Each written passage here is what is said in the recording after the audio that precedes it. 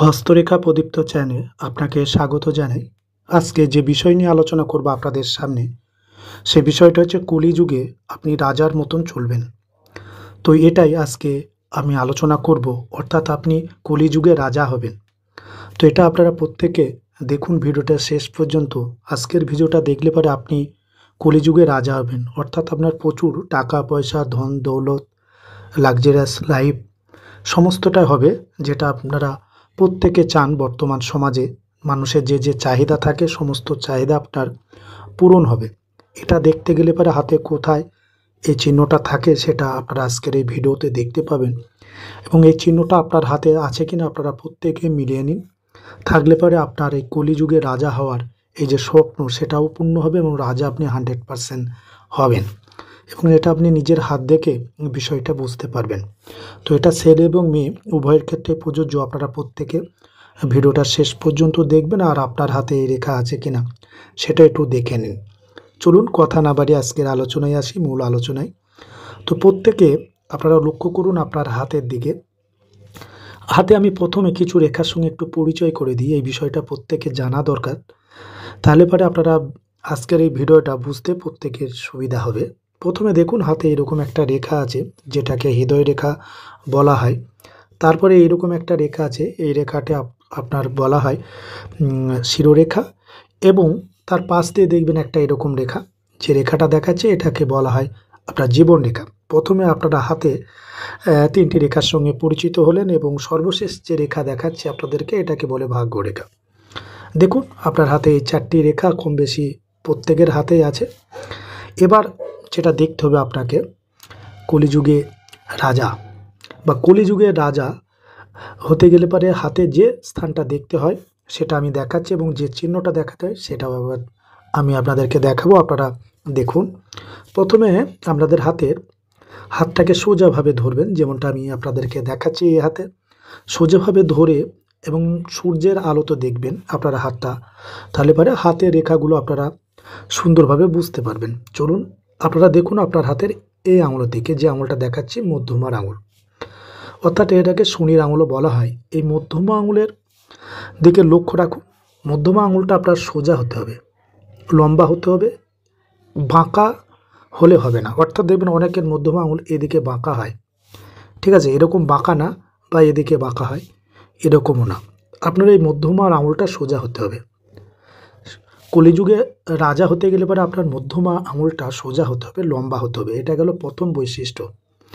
আপনার হাতে আছে কিনা এটা দেখুন, আপনার এই মধ্যমার আঙুলটা সোজা কিনা এটা আপনারা প্রথমে প্রত্যেকে ভালো করে লক্ষ্য করুন আপনার হাতে দিকে।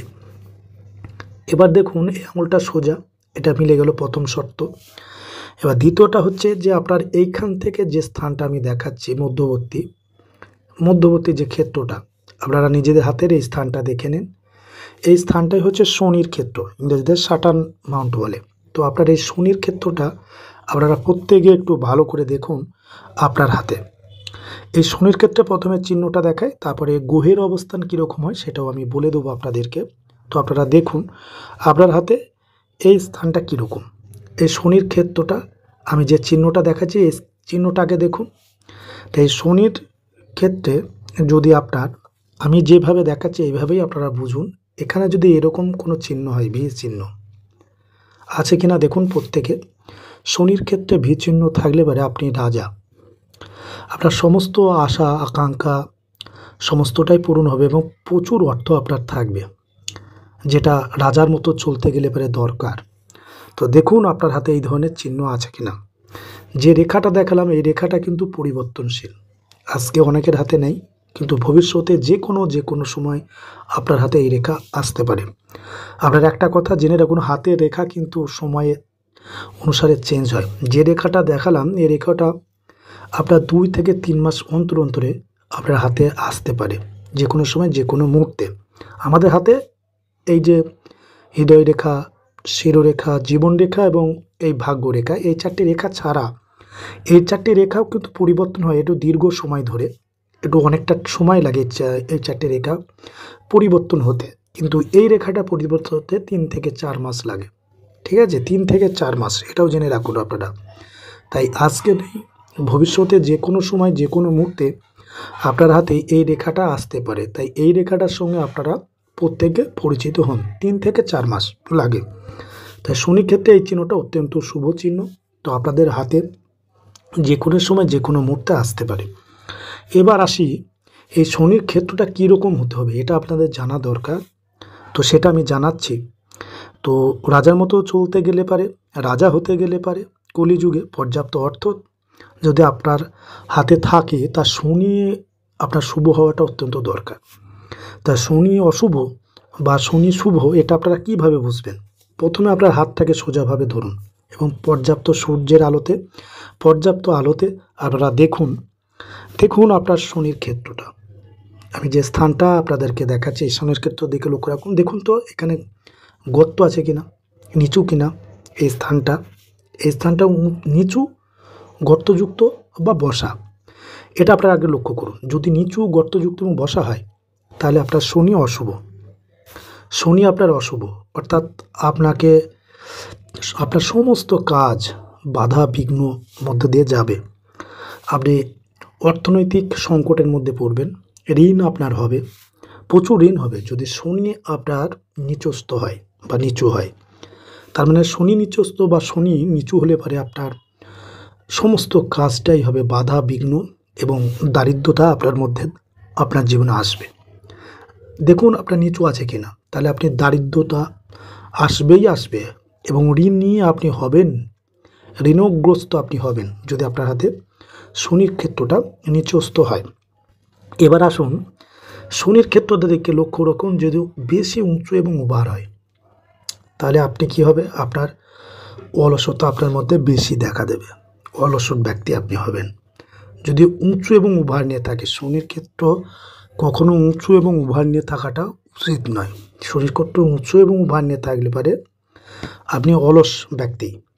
আমি কোনো কাজ আপনি অলসতার সঙ্গে করবেন, পরিশ্রম আপনি করতেই চাবেন না, যার পরিণামে আপনার জীবনে